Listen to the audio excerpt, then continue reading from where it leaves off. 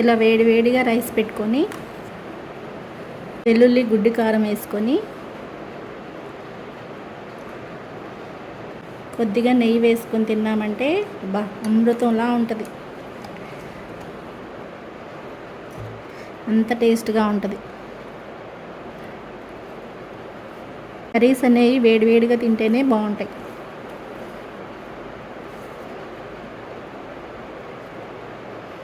ఇలా కొంచెం గుడ్డు నంచేసుకొని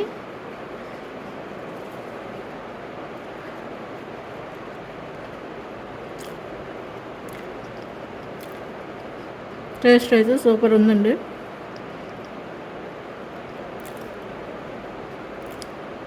నోటికి కారం కారంగా ఎగ్గుతోటి చాలా బాగుంది.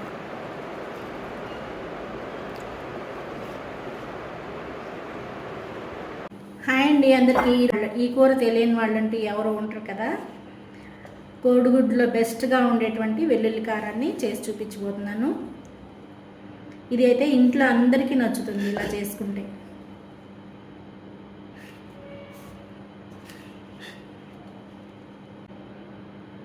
ఇది 2-3 రోజులు కూడా చక్కగా నిల్వ చేసుకోవచ్చు. ఎక్కడికైనా బయటకు వెళ్ళినప్పుడు కూడా దీన్ని తీసుకుని వెళ్ళొచ్చు.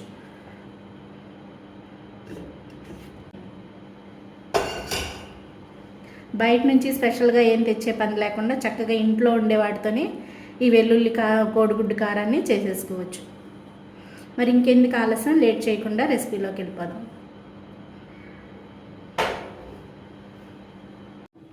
గుడ్డు కారం చేసుకోవడానికి ముందుగా ఎగ్స్ని బాయిల్ చేసుకోవాలి. అన్నీ అని ఏం లేదు, మీకు ఎన్ని కావాలంటే అన్ని చేసుకోవచ్చు.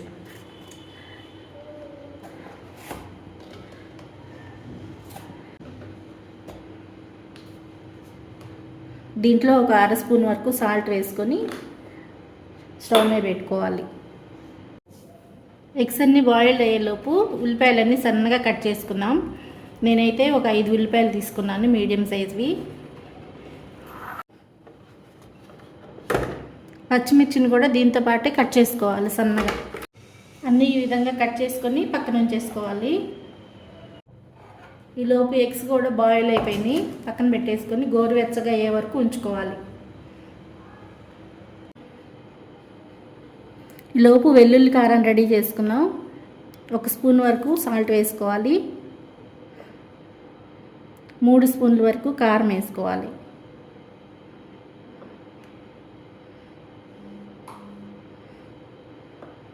ఒక స్పూన్ వరకు జీరా వేసుకోవాలి. 1/2 స్పూన్ వరకు పసుపు వేసుకోవాలి. వెల్లుల్లి రెబ్బలు 10 వేసుకోవాలి.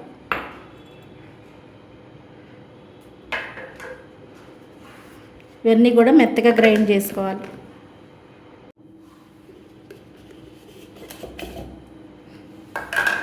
చిన్నులపాయ కారం ఈ విధంగా గ్రైండ్ చేసిన తర్వాత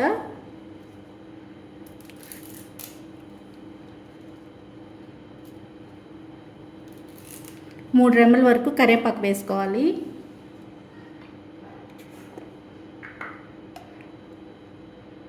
ఒక స్పూన్ వరకు ధనియాల పౌడర్ వేసుకోవాలి.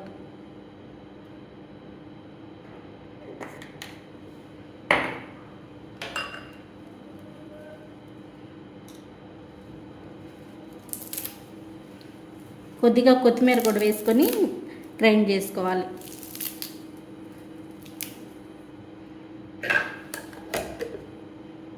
ఇదంతా ఒకసారి కలిపి పక్కన పెట్టుకోవాలి. గోరువెచ్చగా ఉన్నప్పుడు తీసుకుంటే ఈజీగా వచ్చేస్తాయి. చల్లారిన తర్వాత కంటే గోరువెచ్చగా ఉన్నప్పుడైతే ఈజీగా వచ్చేస్తాయి. ఎగ్స్ అన్నీ కూడా ఈ విధంగా ఒలిచేసి తొక్క ఒలిచేసేసుకొని ఘాట్లు పెట్టేసుకోవాలి. ఘాట్లు పెట్టుకొని రెడీగా ఉంచుకోవాలి. ఇప్పుడు స్టవ్ వెలిగించుకొని ఒక పాన్ పెట్టుకోవాలి. 3 స్పూన్ల వరకు ఆయిల్ వేసుకొని వేడి చేయాలి. ఆయిల్ వేడైన తర్వాత లో ఫ్లేమ్లో పెట్టుకోవాలి. దీంట్లో ఉప్పు, కారం, పసుపు వేసుకొని వేయించాలి.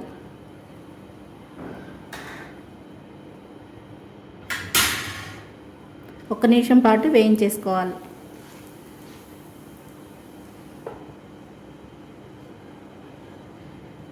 ఇప్పుడు ఇందులోకి కట్ చేసుకున్నటువంటి గుడ్లు వేసేసుకోవాలి.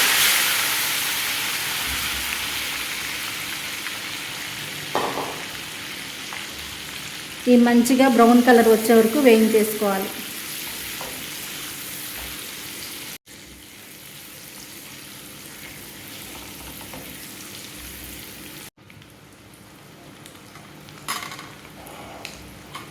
ఇలా బాగా వేగిన తర్వాత ఒక ప్లేట్లో తీసేసుకోవాలి.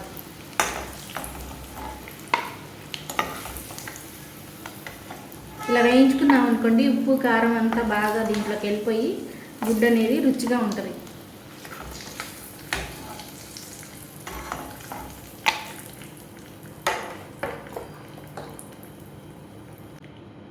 ఇప్పుడు ఇందులోకి కట్ చేసి పెట్టుకున్న ఉల్లిపాయ పచ్చిమిరపాయ ముక్కలన్నీ వేసేసుకోవాలి. బాగా బ్రౌన్ కలర్ వచ్చే వరకు వేయించుకోవాలి. హై ఫ్లేమ్లో పెట్టుకొని వేయించుకుంటే తొందరగా అయిపోతుంది. కొద్దిగా 1/2 స్పూన్ వరకు సాల్ట్ వేసుకోండి. సాల్ట్ వేసి మంచిగా కలుపుకోవాలి.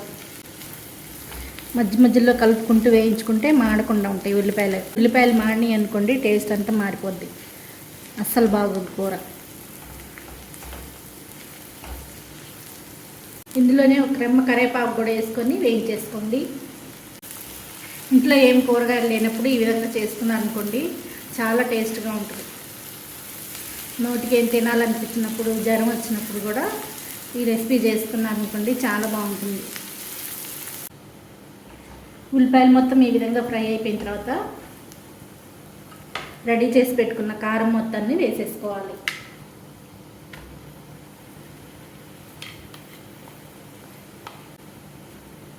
మంటని లో ఫ్లేమ్లో పెట్టుకొని చక్కగా వేయించేసుకోవాలి కారం మొత్తం. కారం అంతా 1 నిమిషం పాటు వేయించుకున్న తర్వాత వేయించుకున్న గుడ్లన్నీ వేసేసుకొని బాగా రోస్ట్ చేసుకోవాలి.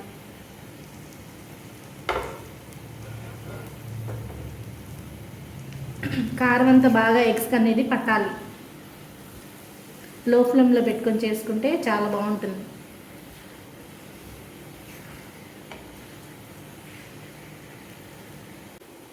ఇలా లో ఫ్లేమ్లో 2-3 నిమిషాల పాటు వేయించుకోవాలి సన్న మంట మీద. అప్పుడే కారం అనేది మంచి రుచిగా తయారవుతుంది. ఎగ్స్కి బాగా కారం పట్టి ఎగ్ కూడా మంచి టేస్ట్ వస్తుంది.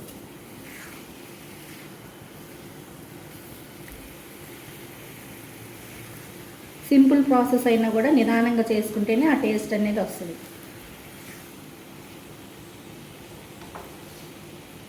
ఇలా 2 నిమిషాల పాటు వేగిన తర్వాత 2 స్పూన్లు కొబ్బరి పొడి వేసుకోవాలి.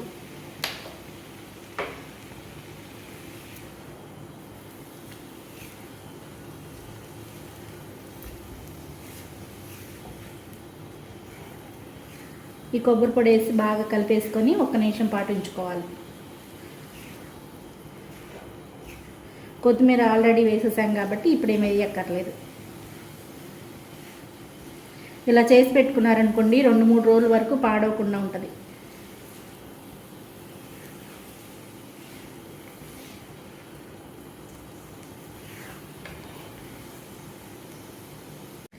ఇలా వేగిన తర్వాత స్టవ్ ఆఫ్ చేసుకోవాలి. ఈ రెసిపీ కనుక మీకు నచ్చినట్లయితే please like, share and subscribe to late angels family.